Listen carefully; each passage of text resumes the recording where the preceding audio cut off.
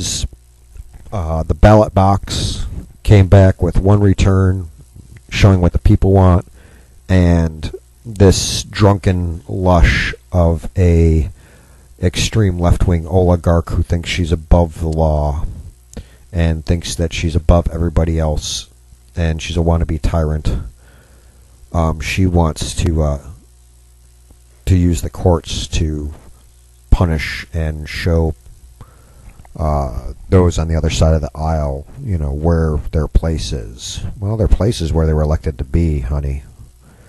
And you may think that your place is where you were elected to be, but you were elected there, but then you lost the public trust. Sorry. You were given a chance and you blew it. So it's time for you to pack. She should be in jail, folks. Or perhaps her sentence should be completed by now, but she should have she should have been sentenced to 45 days, having to serve only like a third of that or half of that. She should have been given a year or 18 months with parole, and 6 to 12 months, because the level of her blood alcohol content was felony level, folks, and she somehow managed to get a misdemeanor sentence for a felony. But that's the latest in the attempt at a distraction politics spiel there, because there's so many things that are actually important, and this lawsuit or this indictment, it's serious, and Governor Perry needs to take it seriously. Not saying that, but this should not even be an issue. This should not even be in the courts. The people should not even have to talk about this. This should not have happened in the first place. There's more important things to deal with, and hopefully Governor Perry is going to be able to keep his eyes on those really big important things that he's been working on, like the Texas economy and getting rid of corruption within the state, which he has been working towards, including supporting one of the regents of, I think it's the University of Texas, who kind of used his elected or appointed position to kind of look for a lot of corruption here and there, and suddenly came under fire because he was doing so. And Governor Perry came out and has supported that individual, although they tried to impeach him for doing the right thing. So, and Perry's worried about the immigration and the border, etc., etc. The last thing he needs is this dumb distraction. So hopefully he hands his paperwork and stuff over to his lawyers and lets them handle that end while he goes and handles the big things that a governor needs to worry about. And knowing Rick Perry, that's probably what he's going to be doing. So there you have my 2 cents on that whole issue. Yet again, for another day in a row.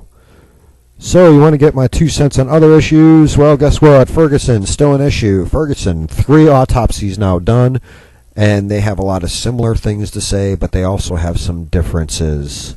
And what all those differences are, we don't know. It's not being released to the public. However, they're also not complete. The one done by the federal agencies is still ongoing. They do have some preliminary findings, but they're still waiting some tests to come back. Same with the county autopsy that was originally done there by St. Louis County in Missouri.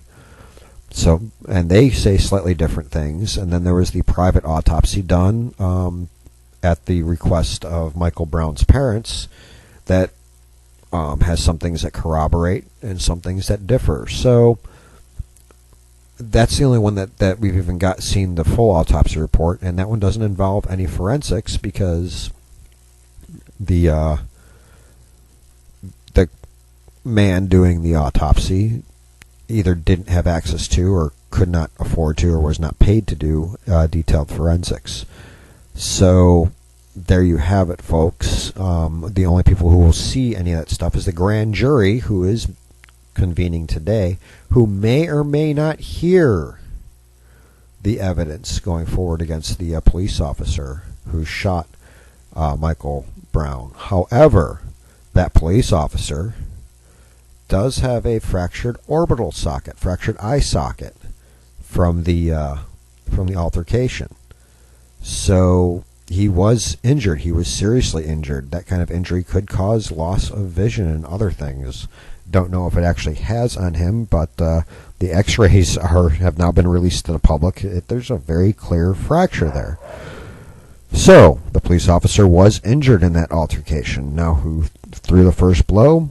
Well, according to the witnesses that have kind of said this or that, it was Michael Brown started the whole altercation. Michael Brown, who was the strong-arm thief, was high on drugs, or at least had a large amount of them in his system. So, this is one of those cases where the evidence needs to be carefully weighed back and forth, but it's really not looking good for Michael Brown, which of course is going to sit back and look really bad on the race baiters, because they're sitting there crying racism here, and this just may yet again be another instance of crying wolf.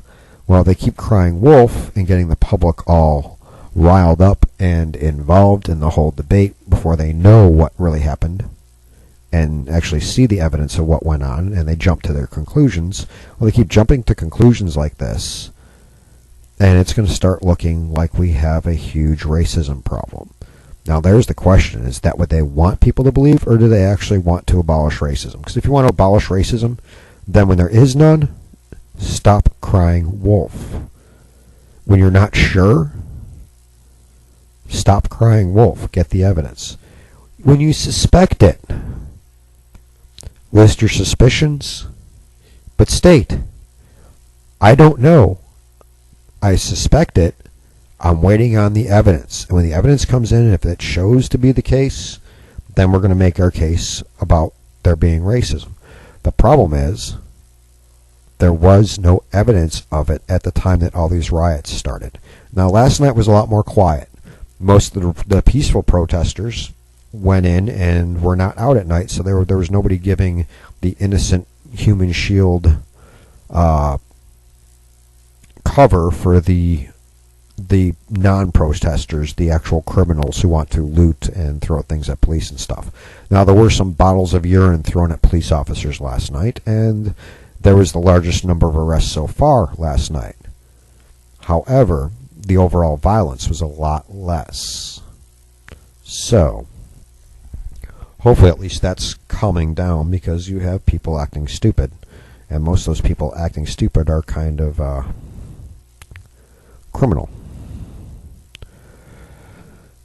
But segueing out of that, talking about other criminal acts, though, well, something else that happened near Ferguson, in another town nearby, there was another incident with a police officer shooting a robbery suspect. While all that stuff was going on, there just happened to be another incident near the St. Louis area. So here comes the question. Is this going to be another let's scream racism with all the unrest and everything that's already going over the first shooting? But a man attempted to rob a convenience store with a knife, which is a deadly weapon, and the suspect refused to put down the weapon when the police arrived, and they wound up having to shoot him. So there's what happened with that one, and there was a deadly weapon involved. Clear-cut case of here we had somebody attacking somebody with a knife, deadly weapon. So the question is, how much different is it between that and the Michael Brown case in Ferguson? Well, there was no weapon found on Michael Brown's body. Now, segueing over into the news of the ridiculous, last night at about 11 p.m. on the southwest side of San Antonio, in this little speck of insignificant dust known as Texas, we had a man decide he had had enough, and he pulled out two knives, and he attacked two police squad cars, stabbing relentlessly at two police cars. This is after he assaulted and threatened his ex-girlfriend, by the way. who had called the police on him in the first place. So the police were already responding to him being disruptive and violent and using those lethal weapons. And they were lethal weapons. Let's not pull any punches here, folks. He was wielding something that could potentially kill somebody. And everybody wants to point their fingers at guns, guns, guns. This guy was using knives. Now, his choice of targets once the police arrived was not the police officers themselves at first, but was the police cars. So, the guy evidently, is a few eggs short of a dozen. He isn't the brightest crayon in the box, or the sharpest tool in the shed, as it would be. But the police officers, I'm trying to find in this if there's any further news. I've heard that they received minor injuries. I also heard that no police officers were injured. So I've heard it both ways, coming from different sources. But they were able to talk the man down and put him in cuffs and cart him away for processing and jailing, of course, because he was caught committing a crime, assaulting a police car with a deadly weapon or two. And but he's also going to undergo a little bit of mental hygiene type screening. They're going to pull out the mental floss and see what comes out of that squishy lizard brain of his, and see if there isn't something messed up in there. My money is that the guy was on drugs, but we don't know. We won't find out. Who knows if that part will even be reported in the news at all. But it is kind of good news of the ridiculous. What sane individual comes running out of their house with 2 carving knives or 2 kitchen knives and starts stabbing at a police car? I mean, you're just asking for an ass beating. I'm sorry. That's but that's what you're asking for when you do something like that. It's kind of like when I was in Iraq. The Navy SEALs had hit one of our targets, and they went through the door and they went in, and it was a suspected bomb maker, and they're of course armed to the teeth, and they're pretty good at what they do. And one of the idiots there in the bomb making facility had no weapons on him when they kicked in the door other than the explosive is sitting right in front of him, but he grabs a screwdriver and decides to attack a U.S. Navy SEAL with a screwdriver. A U.S. Navy SEAL armed to the teeth. Yeah, he got his butt kicked. They went hand to hand, and he got his butt handed to him. The SEAL put him down with it was 3 hits. It was 2 hits from the SEAL, and then the guy hitting the floor, bouncing and hitting it. So it was 4 hits. SEAL hit him twice. He hit the floor, bounced, and then hit the floor again. And everybody else just kind of stood there and put their hands up and, said, okay, cuff me. I'm going to comply. Look, I'm not resisting. So, yeah, you run after a Navy SEAL with a screwdriver and get your ass handed to you. Go after a police car with 2 kitchen knives. You're going to get your ass handed to you. And that's, there's kudos to the San Antonio police there for leaving the guy able to talk and walk. Evidently, like I said, disturbed individual, because no sane person is going to do something like that. It was just flat out stupid or crazy. Take your pick, maybe both. So there you have another little bit of news of the ridiculous, and more news of the criminal coming out there. Something to throw back in the faces of some of our people who say that we have no business knowing what our elected officials are doing or getting into. But there was a woman by the name of Allison Lundergan who is running for office. She is running for the Kentucky Senate she's a Democrat running against Mitch McConnell. Okay, so right now, if you live in Kentucky, you have a choice between bad and worse. Just letting you guys know. Mitch McConnell or Allison Lundergan. or sorry, Lundergan Grimes. Grimes so much easier to say for her last name. But there's allegations of campaign finance law violations by Miss Grimes. She's been paying off her father to rent a bus through his company at about $465 a day. And it normally costs a heck of a lot more to rent such a bus through other companies, so she's getting a break there. So, wondering what the heck's going on. Well, Grimes' father, Jerry Lundergan, is a very well-connected and well-networked-in member of the Democratic Party there in Kentucky. So, so many questions about the...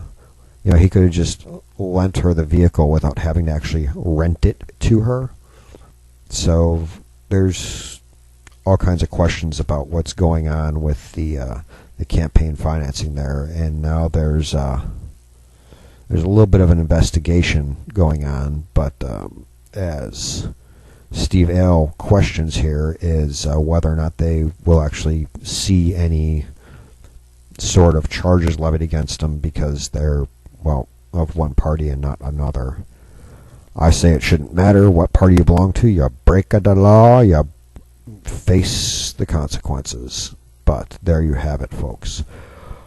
Well, it's been a day so far. So there are some other things I wanted to get to, folks, but it appears we've run out of time. So I really don't have time to jump into some of these other clips I have here. So I will leave you with this.